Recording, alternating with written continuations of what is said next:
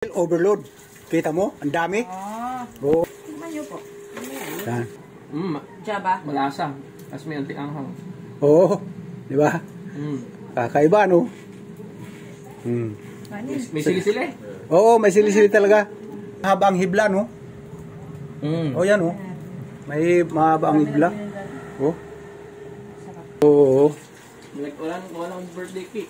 Pastel ang dumating. Oo. Pastel.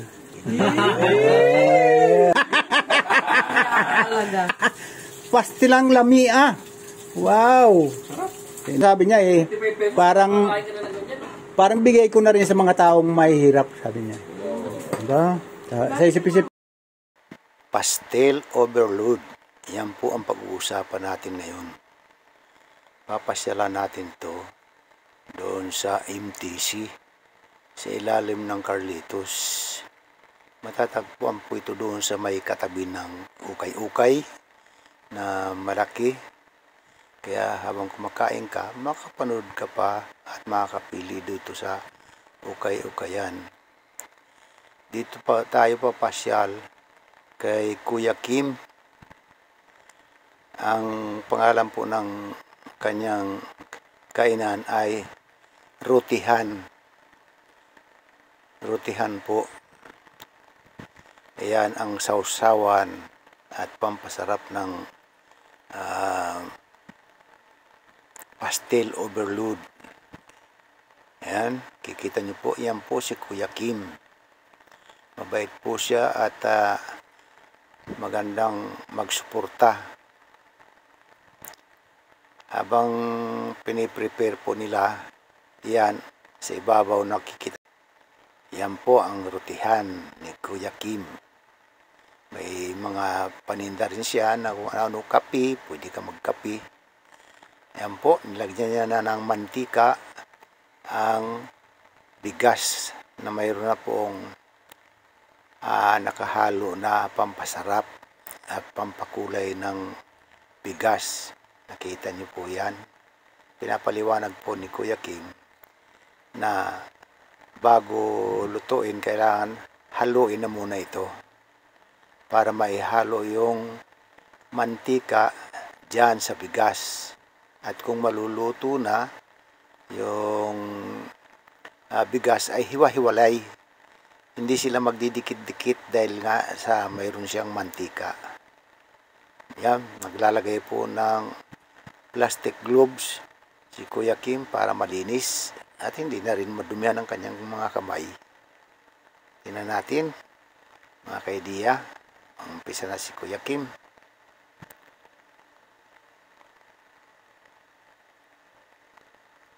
Yan, kahalo na. Yan, una-una paikot-ikot muna. Maputi po ang bigas. Puti siya. Habang hinahalo, bilisan natin, ay nagiging dilaw. Nagiging dilaw po siya kasi nadumidikit na yung ingredient, ang mga ricado at kulay na may turmeric dyan sa bigas. Yan. Haluin lang po yan hanggang sa halong-halo na talaga siya. Yan, yan, titigilan na yung paghalo. At habang hinahalo yan ay nagpapakulo na po ng tubig. Pinapakuluan na ng tubig para pag inilagay yung bigas ay mainit na mainit po ang tubig. At habang nilalagay yan ay unti-unti po yan para sabay-sabay na nababasa. Kasi kung bibiglayin mo, yung unang tinamaan ay lalamig ka agad yung tubig. Ayan, lahat po yan. Unti-unti. Isa po yan sa sekreto. Sekreto ng paglalagay ng bigas. Tuloy-tuloy lang po ang paglagay hanggang sa maubos po yung hinalong bigas na may turmeric. Said na said na. Ayan.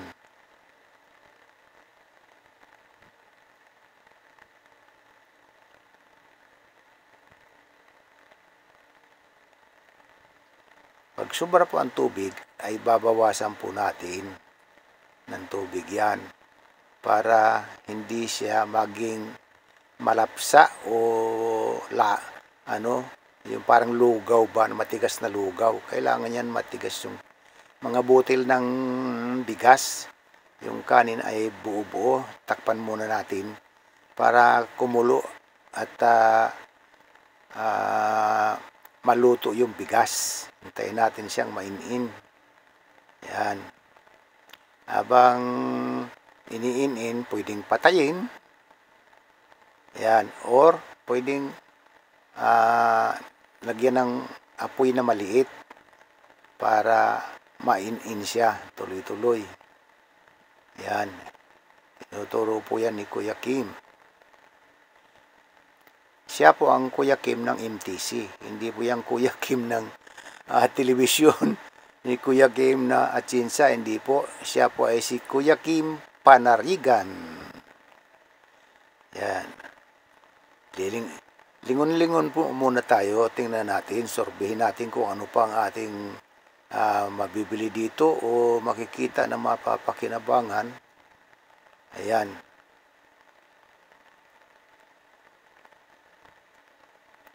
Marami pong paninda dito. Pili-pili lang ang paninda.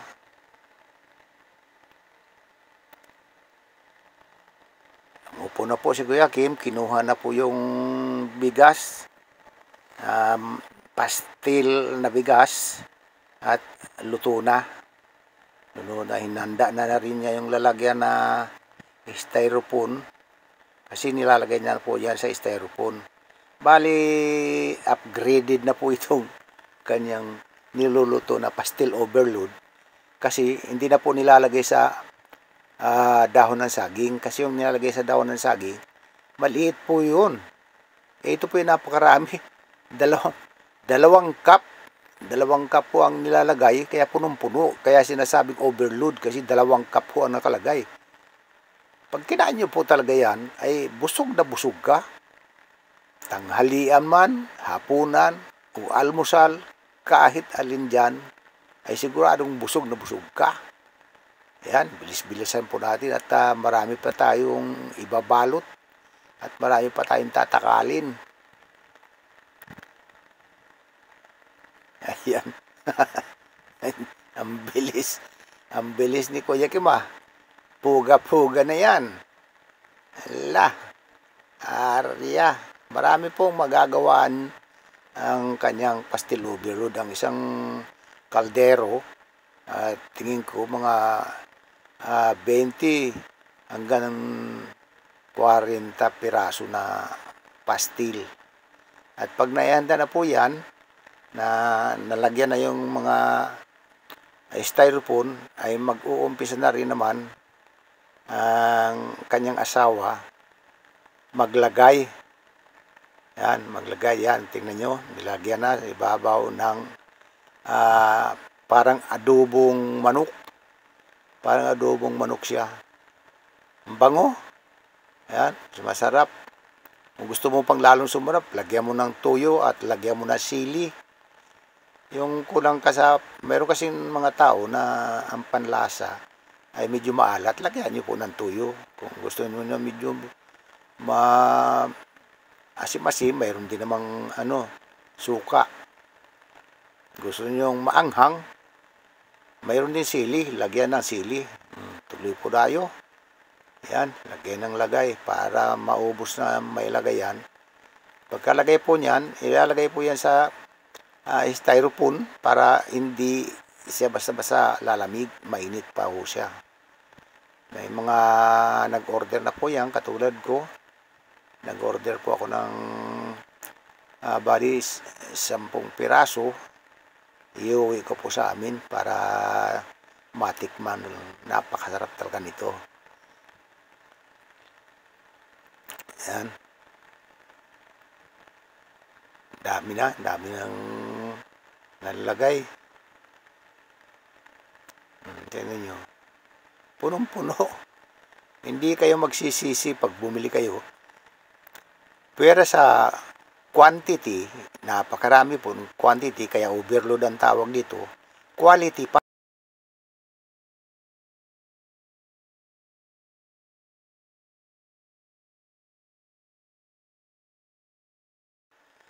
quality pa ito kasi masarap. Masarap siya. Saka yung mga ginagamit po dito na mga ricado sa palaman ay malinis na manok. Hinimay po yung manok eh. Hinimay kaya mahaba ang hibla. At yan na niluto na parang adobo. Kaya hindi basta-basta masisira. Nag-uwi po ako sa bahay nito at dadalhin ko sa trabaho. Isang araw po hindi pa sira yung ulam. Lalo na kung ilalagay sa refrigerator. Pag nilagay po yan sa refrigerator, kahit siguro isang linggo, hindi siya masisira. Ang gagawin nyo na lang po niyan, medyo iinitin nyo. Iinitin nyo bago kainin. Dahil hindi naman sira siya. Para mas masarap kasi yung mainit-init na kinakain. Yan. Pinapaliwanag po ni Kuya Kim kung gusto nyong lalong sumarap, yan po yung mga pampasarap dyan. May toyo, mayroong ketchup, mayroong suka, sili at kalamansi. Yan mga pampalasa. Lalo kang masasarapan. Libre naman po yan. Oo, libre. Yung mga pampasarap na yan. Tapos kung inom po kayo ng tubig, ayan, may tubig na po yan. Malamig pa ang tubig. Service deluxe po doon. Pag kumakain kayo, ayan, umpisa na po natin kainin. Tekman na natin kung talagang masarap. Oh, tingnan nyo. Tingnan nyo mga kaidiya. Boom! Wow! Punong-puno ng parang Java rice siya eh. Ayan o. Tingnan nyo naman. Ayan. Siguro tawagin yan ay turmeric rice. Kasi dilaw na may turmeric. Malasa po yan. Mayroong kaunting paminta. Ayan. Magkagano tayo ng kalamansi para medyo halo-halo natin ng kaunti sa ibabaw. Yan, kalamansi po yan. Yan, pagka kutsilyo, pigain po natin. Yan.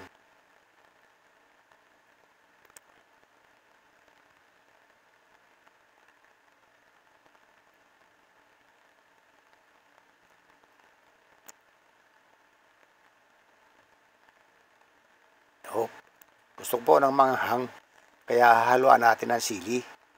Masarap kasi pag manghang. Lalong gaganahan tayong kumain. Kaya yan 2 cup na kanin. Nako. Talagang busog na busog po tayo niyan. Busog na busog. Yan, lagyan natin ng tuyo. Tuyo at kalamansi at sili. Yan, hindi na natin lalagyan ng suka kasi mayroon ng kalamansi. Yan. Huwag po tayo maghahalo ng napakarami kung hindi rin lang naman natin mauubos o magagamit. Kasi sayang din naman. Binibili po niya ni Kuya Kim. May puhunan din niya. Kaya para tipid tayo. Yan, umpisa na po natin. Oo. Kada subo niyo po, kukuha kayo ng kaunting palaman. Kasi yung palaman, malasang malasa. Talagang eksakto lang talaga dyan sa kanin. Na kada subo mo, malalasahan mo yung sarap. Lalo nilagay pa ng sausawan eh. Wala ka naman isasawsaw, kaya ang ginawa ko, hinalo ko dyan sa palaman. Ayan, dyan sa ulam. Tinatawag ko ng palaman po yan eh, pero ulam. Binigyan po ako ng itlog kung gusto kong kumain ng itlog. Pero hindi po ako kakain ng masyadong marami. Kasi alam nyo naman po, senior citizen na tayo. At ang yung senior citizen, bawal kumain ng napakarami. Lalo na yung itlog. Makolesterol po yan. Yan, ang dami pong inihanda na ni Kuya Kim. Punong-puno na. Pasalamat tayo kay Kuya Kim. Maraming salamat. Maraming salamat po, Kuya Kim. Kung hindi sa inyo, hindi ko malalaman kung paano ginagawa ang overload pastil or pastil overload. O sa mga Muslim, paster overload. Masarap na, busog ka pa. Yan ang mga pampasarap. Maraming salamat po, Kuya Kim, at sa misis niya sa pagsuporta po sa akin. Thank you very much. God bless you and God bless us all.